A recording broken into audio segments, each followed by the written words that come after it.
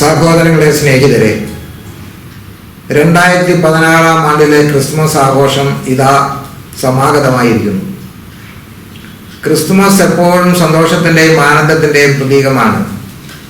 ഈ ആനന്ദവും സന്തോഷവും ബാഹ്യമായ നിലയിലുള്ളത് ആയിരിക്കരുത്.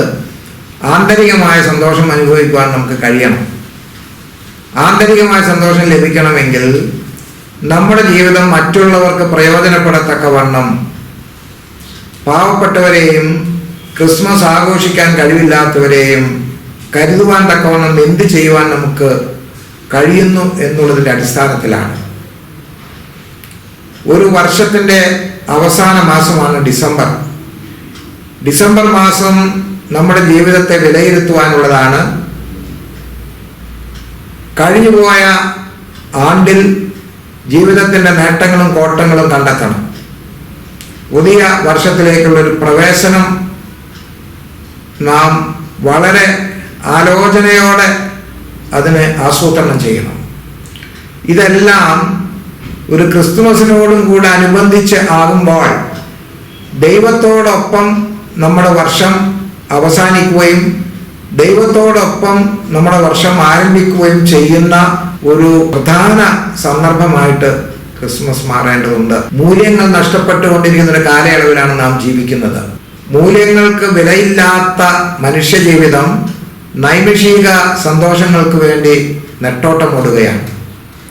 ആരെ ദുഃഖിപ്പിച്ചാലും എൻ്റെ സന്തോഷമാണ് പ്രധാനം എന്ന് വിചാരിക്കുന്നവരുടെ എണ്ണം വർദ്ധിക്കുന്നു. പക്ഷേ കർത്താവായ യേശുമിശിഹ നമ്മെ ഓർമ്മിപ്പിക്കുന്നത് നമ്മുടെ ഇടയിൽ ഏറ്റവും പാവപ്പെട്ടവനും ഏറ്റവും പാർശ്വവൽക്കരിക്കപ്പെട്ടവനും അവനെ കരുതുന്നതാണ് ക്രിസ്തുവിനോടുള്ള സ്നേഹത്തിൻ്റെ പ്രതീകമായിട്ട് യേശു ക്രിസ്തു നമ്മെ ബോധ്യപ്പെടുത്തുന്നത്. അത്യുന്നതങ്ങളിൽ ദൈവത്തിൻ്റെ മഹത്വം, ഭൂമിയിൽ ദൈവപ്രസാദമുള്ള മനുഷ്യർക്ക് സമാധാനം. മഹത്വം എപ്പോഴും ദൈവത്തിന് നൽകുവാനുള്ളതാണ്.